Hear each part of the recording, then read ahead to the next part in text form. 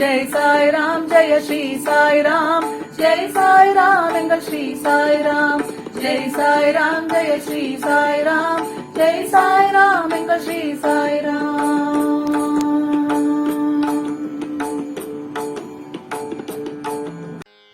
ஜெய் சாய்ராம். அத்தியாயம் 1. நமஸ்காரங்கள். பாபா கோதுமை மாவு அரைத்த நிகழ்ச்சியும் அதன் தத்துவ உட்கருத்தும். புராதனமானதும் மிக்க மரியாதை உள்ளதுமான வழக்கத்தின்படி ஹேமன்பந்த் இந்த சாய் சச்சரிதத்தை பல்வேறு நமஸ்காரங்களுடன் எழுத ஆரம்பிக்கின்றார். முதலில் எல்லாவித இடையூறுகளை நீக்குதற் பொருட்டாகவும் தன் பணி வெற்றியுறவும் 5 கரத்தனை யானை முகத்தனை மிக்க பணிவுடன் தலை தாழ்த்தி வணங்குகின்றார். ஸ்ரீ ஷீரடி சாயியே கணபதி என்றும் கூறுகின்றார். பின்னர் தன் மனதிலே உதித்த எண்ணங்களை உயர்த்தி உணர்வூட்ட தம் தாய் சரஸ்வதியை நமஸ்கரிக்கின்றார். ஸ்ரீ சாயி அறிவின் தெய்வமே என்றும் அவரே தன் வாழ்க்கை கீதத்தை அழகுடன் பாடுகிறார் என்றும் கூறுகிறார். ஆக்கல், காத்தல், அழித்தல் என்னும் முத்தொழிலையும் முறையே நிகழ்த்தும் பிரம்மா, விஷ்ணு, சங்கரர் ஆகியோரையும் வணங்கி சாய்நாதர் அவர்களுடன் ஒன்றானவர் என்றும் சம்சாரம் என்னும் ஆற்றினை நாம் தாண்ட நம்மை சுமந்து செல்லவல்ல மாபெரும் சத்குரு என்றும் விளம்பி பின்னர் பரசுராமனால் கடலில் நின்று உயர்த்தப்பட்ட கொங்கண தேசத்தில் அவதரித்து தம்மை காக்கும் தம் குலதெய்வமான நாராயண் ஆதிநாத் மற்றும் குடும்பத்தின் ஆதி புருஷரையும் நமஸ்கரித்து பின்னர் தனது கோத்திரத்தில் அவதரித்த பரத்வாஜ முனிவரையும் பல்வேறு ரிஷிகளான யக்ஞவல்கியர், பிருகு, பராசரர், நாரதர், வேதவியாசர், ஜனகர், ஜனந்தனர், ஜினத்குமாரர், சுகர், சௌனகர், விஸ்வாமித்ரர், வசிஷ்டர், வால்மீகி, வாமதேவர், ஜைமினி, வைசம்பாயனர், நவயோகிந்திரர் முதலியோரையும் நவீன மகான்களாகிய நிவ்ருத்தி, ஞானதேவர், சோபான், முக்தாபாய், ஜனார்த்தனர், ஏக்நாத், நாமதேவர், துகாராம், கனகர், நரஹரி முதலானோரையும் பணிந்து தலைவணங்கி பிறகு தனது தாத்தாவாகிய சதாசிவரையும் தகப்பனாராகிய ரகுநாதரையும் தம் இளம் வயதில் மறைந்த அன்னை மற்றும் அவரை வளர்த்த அத்தை, அன்பிற்குரிய அண்ணன் ஆகியோரையும் வணங்கி பின்னர் படிப்பவர்களை வணங்கி தமது பணிக்கு முழு அன்பையும் சிதையாத கவனத்தையும் கொடுத்தருள வேண்டிக் கடைசியாக தனது ஒரே அடைக்கலமும் பிரம்மமே மெய்ப்பொருள், பாரனைத்தும் மாய தோற்றம் என்று தனக்கு உணர்விக்கின்ற ஸ்ரீ தத்தாத்ரேயரின் அவதாரமான சத்குரு ஸ்ரீ சாய்பாபா அவர்களை நமஸ்கரித்து அங்கனமே எம்பெருமான் வதியும் எல்லா ஜீவராசிகளையும் வணங்கி துதிக்கின்றார். பராசரர், வியாசர், சாண்டில்யர் முதலியோரது கருத்தின்படி பக்தியால் பலகாலம் துதித்தவற்றை சுருக்கமாக கூறிய பின்பு ஆசிரியர் பின்வரும் நிகழ்ச்சியை விவரிக்கின்றார். 1910ஆம் ஆண்டிற்கு பின் எப்பொழுதோ ஒரு நாள் நல்ல காலை நேரத்தில் மசூதிக்கு சாய்பாபாவை தரிசிப்பதற்காக சென்றிருந்தேன். பின்வரும் நிகழ்ச்சியை கண்ட நான் ஆச்சரியத்தால் தாக்கப்பட்டேன். தமது முகம், வாய் இவற்றை கழுவிய பின்பு சாய்பாபா கோதுமை மாவு அரைக்க தயார்படுவதில் முனைந்தார். ஒரு சாக்கை தரையில் விரித்து அதன் மேல் திருக்கையை வைத்தார். பின்பு முரத்தில் கொஞ்சம் கோதுமையை எடுத்து தம் கப்பினியின் கைகளை மடக்கி விட்டு கொண்டு கையளவு கோதுமையை திருக்கை குழியில் இட்டார். திருக்கையை சுற்றி கோதுமையை அரைக்கத் தொடங்கினார். பிச்சை எடுத்து வாழ்ந்து எவ்வித உடைமையும் சேமிப்பும் அற்ற இவர் கோதுமை மாவு அரைக்க வேண்டிய அவசியம் என்ன என்றவாறு நினைத்தேன். அங்கு வந்த சிலரும் அவ்வாறே எண்ணினார்கள். ஆயன் ஒருவருக்கும் பாபா என்ன செய்கிறார் என்று கேட்க துணிவு வரவில்லை. பாபா மாவரைக்கும் இச்செய்தி உடனே கிராமத்தில் பரவி ஆண்களும் பெண்களும் பாபாவின் செய்கையை காண பெருந்திரளாக மசூதிக்கு வந்தனர். கூட்டத்திலிருந்த தைரியமுள்ள 4 பெண்மணிகள் வழிய நுழைந்து பாபாவை ஒருபுறம் ஒதுக்கிவிட்டு திருக்கையில் கைப்பிடியை பற்றி பாபாவின் லீலைகளை பாடியவாறு மாவரைக்க தொடங்கினர். முதலில் பாபா கடுங்கோபம் அடைந்தார். ஆயின் அந்த பெண்மணிகளின் அன்பையும் பக்தியையும் கண்டு மிக்க சந்தோஷம் அடைந்து புன்னகை புரியலானார்.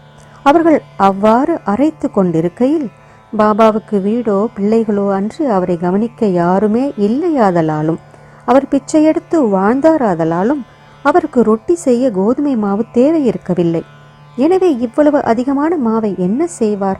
ஒருவேளை பாபா அன்பா இருக்கும் காரணத்தால் இம்மாவை நமக்கு பகிர்ந்து கொடுத்து விடுவார் என்றவாறு எண்ணமிட்டபடி பாடியவாறே அரைத்து முடித்து திருக்கையை ஓரத்தில் நகர்த்திவிட்டு கோதுமை மாவை 4 பிரிவாக பிரித்து ஆளுக்கு ஒவ்வொரு பகுதியாக எடுத்துக்கொள்ள தொடங்கினார்கள்.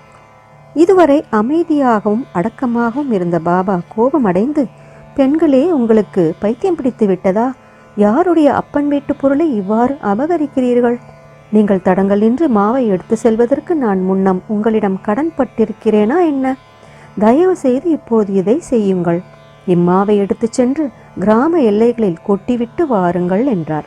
இதை கேட்ட பின் அவர்கள் வெட்கமடைந்து தமக்குள் ஏதோ முணுமுணுத்து கொண்டு கிராம எல்லைக்குள் சென்று பாபா குறிப்பிட்டபடி அங்கே மாவை பரப்பிவிட்டார்கள். பாபா செய்த இவையெல்லாம் என்னவென்று ஷீரடி மக்களை வினவினேன். காலரா நோய் கிராமத்தில் பரவிக்கொண்டு இருப்பதாயும் இது அதையே எதிர்க்க பாபாவின் பரிகாரமாகவும் என்றும் கூறினர்.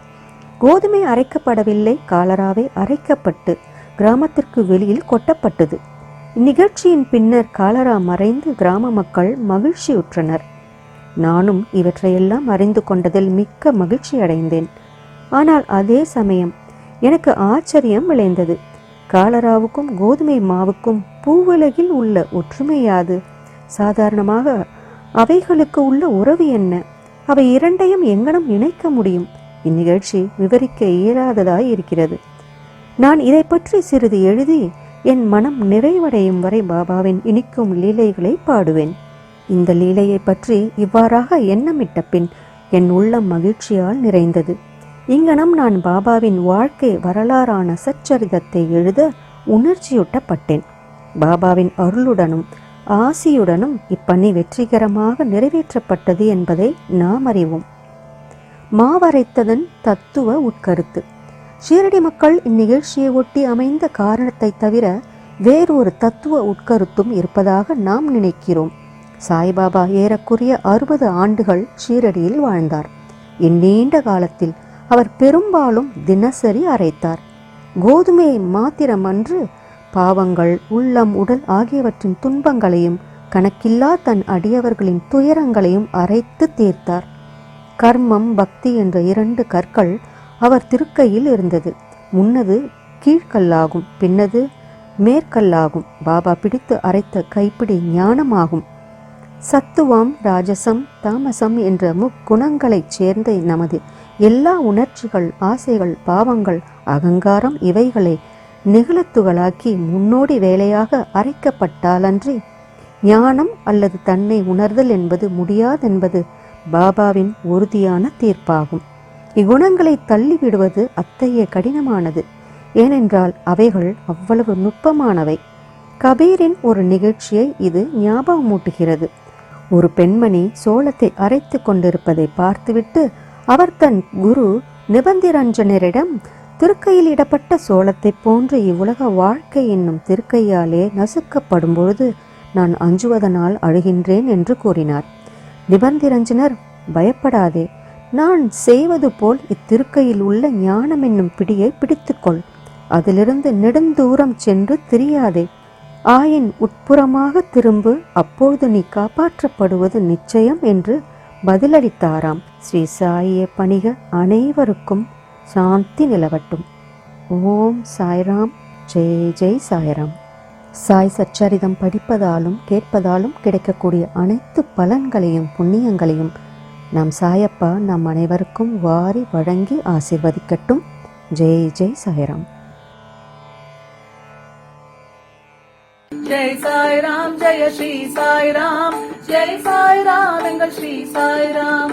ஜெய் சாய்ராம். ஜெய ஸ்ரீ சாய்ராம். ஜெய் சாய்